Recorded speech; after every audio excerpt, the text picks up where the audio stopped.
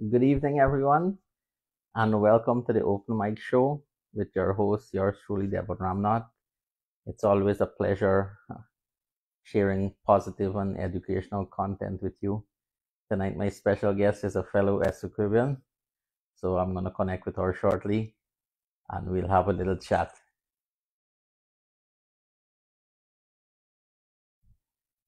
I hope everyone is doing okay. Well, we're Wednesday. I hope everyone had a good weekend, and for the Americans, happy 4th of July in advance. And here's my special guest, Mr. Devi James. Everyone calls her Good night, Jaya. Devi. Good night, Jaya. How are you doing? Now it's working. I was having issues with it before. Yes, well, I'm happy that we're connected now. Thank you for joining me tonight. Thank you for your time. I know you're busy. I know we're all busy. Well, thank you for inviting me. I know we've been trying to do this for a while, but yes, life is very busy. Yes, and you're finally here. So, we can get right into it. So, Jaya, everyone knows you as Jaya. Could you please tell us a little about yourself growing up in beautiful Essequibo? Well, I was born and grew up in Erie Hall on Essequibo Coast, and all my childhood friends, everyone there, everyone knows me as Soma. Soma. Son of man, daughter, yes, Okay. in Erie Hall, and that's just it. I attended Soddy Primary, then Abramsville Secondary, and 1 year at Regina Multilateral for Cape. Okay, so I'm also from South Essequibo. I'm a few villages away from Adventure. I grew up between Hostiderans and Middlesex. Right, so I was close to your area, and I have a lot of friends from Abramsville actually. Actually, we used to go to Abramsville to play cricket on the beach. Our multi would play Abramsville on your beach there at the back of the school. Oh, well, many of my classmates are from, at Abramsville for the 5 years. They're from Hostidarin, Aurora, Dry Shore, Vilvoorden, all those villages down there. Yeah, so there's a lot of people which they now live all over the world. We're still in contact. We have a WhatsApp chat group for our 2000 graduating class. Yeah, we gotta say thank you to the internet for that. Without the internet, I don't know how we'd be connected. Yeah, yes, that's true. And you mentioned you wrote Cape at Regina Multilateral. I graduated from Arms they call it. So that was I think the same year that I graduated. You went to Cape the following September. It was the first Cape class offered on Essequibo Coast. So we graduated in 2001. Oh, okay. I think one of my batchmates were there with you, Nazrana Mohammed. Nazrana, And, yes, I and Aliyah saw Mohammed her. also. And Aliyah, yes, I met them in Cape class, and I recently, actually it wasn't last summer, the summer before, I did a road trip to Canada with my kids, and I met up with Nazrana and her kids. It was amazing for us to meet up, and then we are moms. Yes, it's always good to reconnect. And I know Soma, away from Abramsville and Cape, you also studied in the States. You're now in Minnesota. You also studied in the States before you got into your career and your NGOs and stuff. What was the transition like in terms of studying in Guyana and the United States?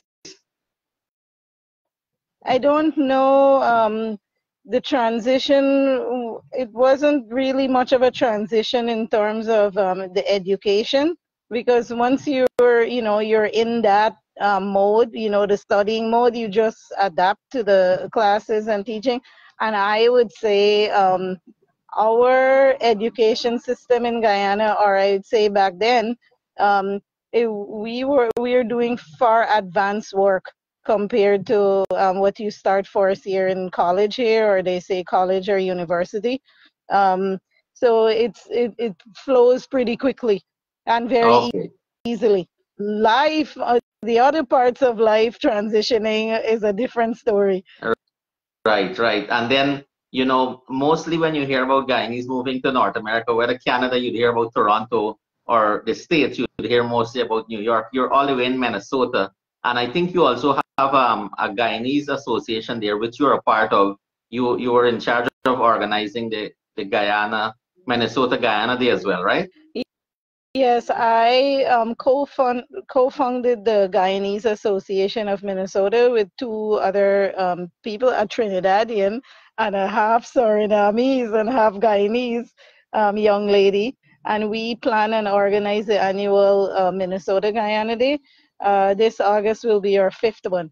And it's just to have the community come together, and we do all the traditional games that we played as kids, lime and Yeah. spoon, bag race, three leg, all that stuff. And then we have other kinds of fun activities throughout the day and share our food and culture with our community here.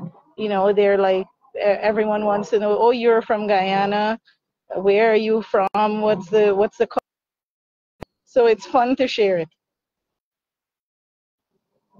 I know. And actually, I'm having a fun day soon, and some of those things you mentioned, I will be doing lime and spoon and bag race, especially. So it's always good to like I always say in all my shows, never forget where you came from, and those are things I cannot forget. Growing up on the Essequibo Coast, those are things, those memories will forever remain with me. Having fun with in my childhood. That's true. Yeah, and Soma, I saw a few months ago you were given an award, and when I read through the article, you are in the construction industry in the Midwest, which is a male-dominated industry. What is it like being a female in that industry? And tell us a little about the award you got as well. Well, I'm not sure if you're hearing me. I Um, am. because my screen is blank right now. But I have been in the construction industry for 12 years. It was not my original career choice. It just fell into my lap, and I decided that, I'm just going to give this a shot and see where it goes. And eventually, it is the best career for me, actually. I have found that I love it very much, and I couldn't, and it the best fit for me. Um, and it is male dominated here in the Midwest, and especially as an immigrant as well. So there's uh, two things that I'm up against: being a woman and being an immigrant or minority. We are considered as in the construction industry, and a lot of times I am in a room for a construction meeting or any type of get together in the construction industry, and I'm the only woman, especially being in demolition work. That's even a smaller, like niche Right. section of the industry. So yeah, it'll just be one, just me alone in the room as a woman, and I'd say, oh well, I'll get a phone call from someone about this job because I'll be remembered. Yes, yes, I'm sure you will. And it's good because I'm sure the guys in there, they would go home and tell whether their wives or their sisters, and that might even be an inspiration or an encouragement for other women to come on board like you. Well, I'm involved with the Association of Women Contractors. I have been a member for 8 years now, and I am currently the board vice president. We have scholarship programs in the organization for women wanting to enter the trades. So it could be anything from a 4-year degree to becoming an electrician, a job soup, whatever they would like to further their studies in, being a pipe fitter or a general laborer. Right. So, I have to commend you for that. That's amazing stuff, Soma. Congratulations to you. Kudos to you for that. And I know, and I hope and know that a lot of people that are listening now, they can follow suit and be dominant in any industry. There's all kinds of careers in the construction industry. You graduate high school, you could start training. It's not for everyone, but if it's you like to work outdoors in the field, um, and you have a knack for picking up and learning to use equipment, then that's for you, and you can make a very good living from it. That's what Right. I see. I mean, I have many employees in the field, and most of them are guys. I do have some women. One particularly I hired out of the education system into my company, and she has been working for her third year now in the field. That's amazing stuff. Kudos again to you. And you like I did mention an article I read. You were recognized for something and you were given an award. Could you tell us a little about that? Oh, I think they were highlighting, it was an architectural firm that I worked on a project that they um, were the architectural group that designed the project. It was a 125-year-old building here that was being renovated. It was damaged by fire. So we were highlighted as one of the contractors that worked on the project. So that's just the thing. And I'm probably the only woman-owned company that had worked on the project. Right. Right. That's amazing. Congratulations again to you for that. I hope the ladies on this live on the show are listening and paying keen attention. And I'm pretty, anyone owns a small business, you have to, you wear all the hats. So I'm a very hands-on owner in my company. I do all of our estimating, so I bring on all the projects, so I know what's coming, what Mhm. we have in the pipeline.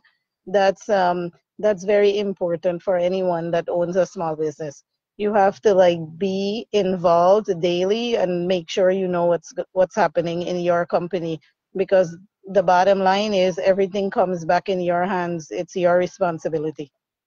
I agree. I totally agree with you. All the responsibility is on you, right? So someone, Savitri Devi Ramandra, just said, so proud of you as a fellow S-equivalent. We are all proud of you so much, as a fellow S-equivalent. And away from work and your career, I know you're also the founder of an NGO, Bright Minds Guyana. Um, Yes, during the pandemic, um, I had a lot of time for self-reflection, and I decided that um, I would start a NGO to help kids back in Essequibo, where I come from, and I could make an impact on their lives by giving school supplies and scholarships, which I think scholarships are very important. We've kind of moved away from the school supplies now, and right. we provide scholarships in different formats like extra lessons preparing for NGSA, or also and then those kids that finish receive scholarships so that they could stay and complete high school. I mean, there's public education in Guyana, but all the other expenses that come with it can be very difficult for many families. You have to pay transportation to school, the all the printing and working on projects, getting a laptop. Everything is on the internet now to complete projects. All that stuff are not affordable for everyone. I know. I totally agree with you. And so your primary focus is on scholarship for for kids to help finish school. Yes, it is. That's my goal, is to say we start staying in contact with the kids from NGSA. If they commit themselves, and I see there's an improvement in the grades, then we sponsor extra lessons at Right. NGSA, and then stay with the kids until they complete high school. My goal is to have them stay in school and finish, because the kids do come from families that need the assistance. And by them finishing high school, they're able to obtain a job. They in turn turn around and help their family. Indeed, indeed. I was a school teacher in Guyana. I went to teachers college as well. And so in case anyone would like to contribute to your NGO, how can they go about doing that? We have a Bright Minds Guyana Facebook page, and all the contact information is on there. And I do fundraising to get funds for the scholarships, and also majority of the scholarships are funded from my own company, along with associates that I reach out to in the construction industry. Okay, okay, congratulations. And what's the name of your company? It's Minnesota Demolition Company. Minnesota Demolition Company. So there you heard, guys. There's a Facebook page, Bright Minds Guyana. If you can check it out, if you want to make a contribution in any way, you can contact Soma directly. She's been doing an amazing job with the scholarships for fellow Essequipians, and I'm proud of you. I'm proud of what you're doing, and God bless you and your family for all you're doing and will continue to do. And if there's any way I can help, whether by promotion or helping you with a fundraiser, please feel free to reach out to me anytime. Oh, that's good. Yes, I know. I mean, you do a lot of community work too, so there's lots of opportunities for us to partner.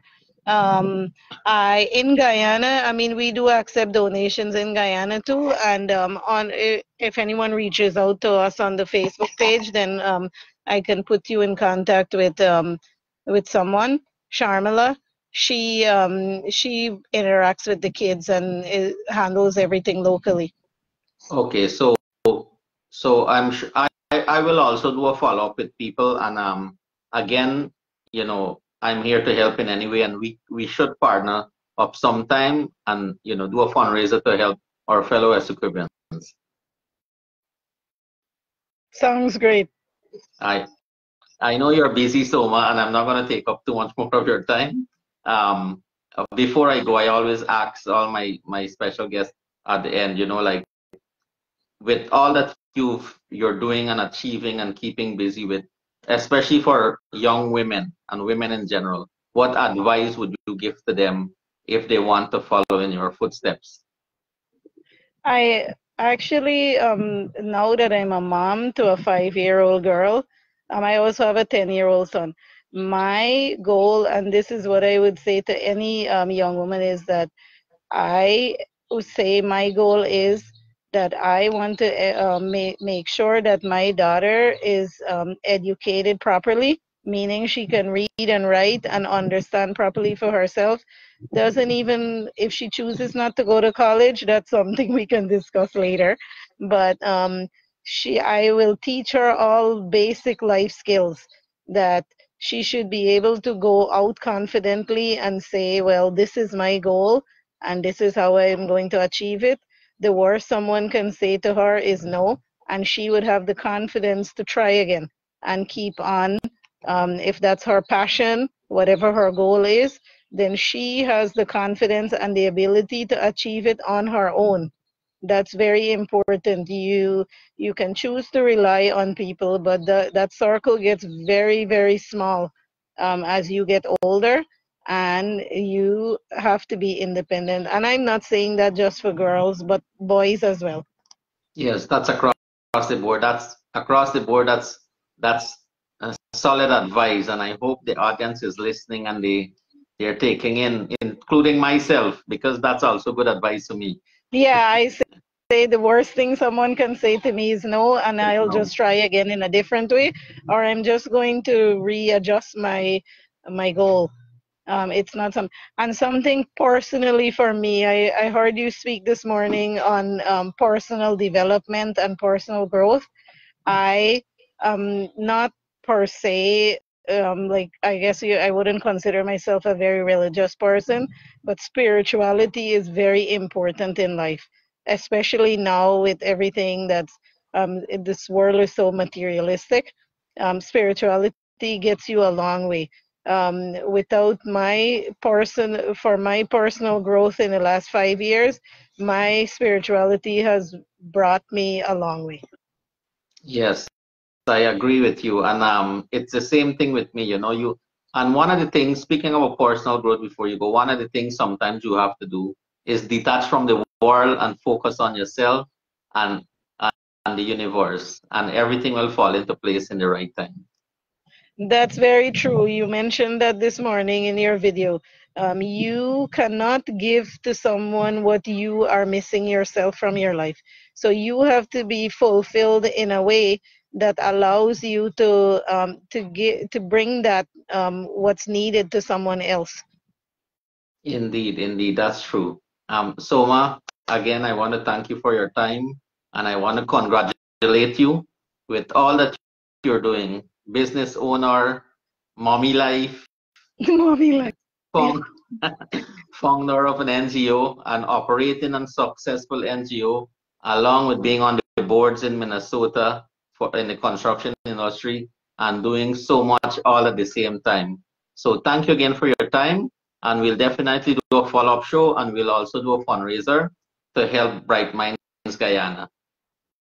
Thanks for inviting me, Devon. It was good to chat with you. All right, thank you. Have a good Thanks to night. everyone for watching and joining in. All right, have a good night, and God bless you and your family so much. Same to you. Thank you. Thank you.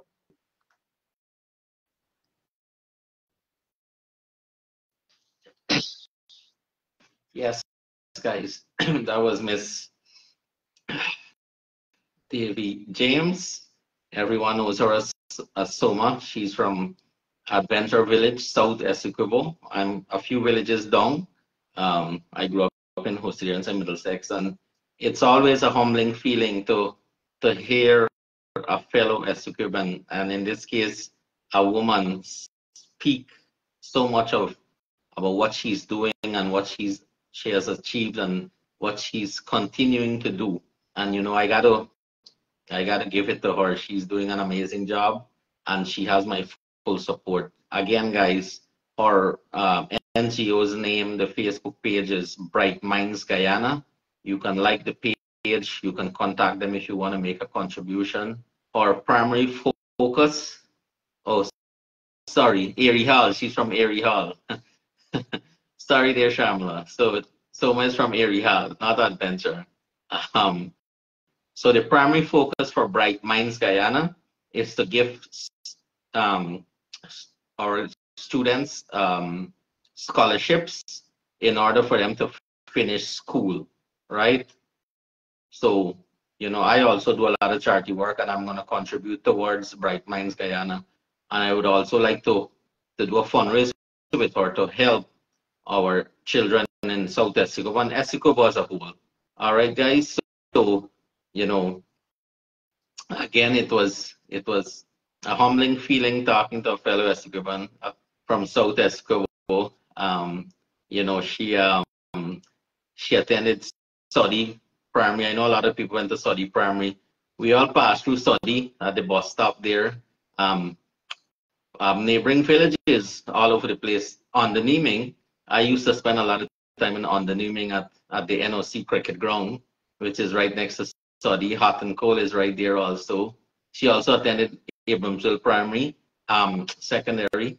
I have a lot of friends from Abramsville. I know a lot of people from Abramsville Secondary. So good night to all those from study primary, from Abramsville Secondary. Please share the live, share the positivity, share the love. We're here to highlight each other and, do good stuff and, big up our fellow Essequians, right? She also spent some time at Arms and Regina Multilateral, where I graduated from high school. So good night to everyone from there as well. So yes, guys, so it was good talking to her, and thank you all for joining me. Thank you as always for your support. Please share the live if you like. Help to spread the positivity and the love, and look out for more shows. All right, guys. So take care and have a blessed night. To my Americans, happy 4th of July. Have a safe and fun holiday, and stay tuned for more shows. Okay, guys. Good night to everyone on the live. Good night to everyone in Essequibo. Good night to everyone in the entire world. All right, guys. Have a good night. God bless.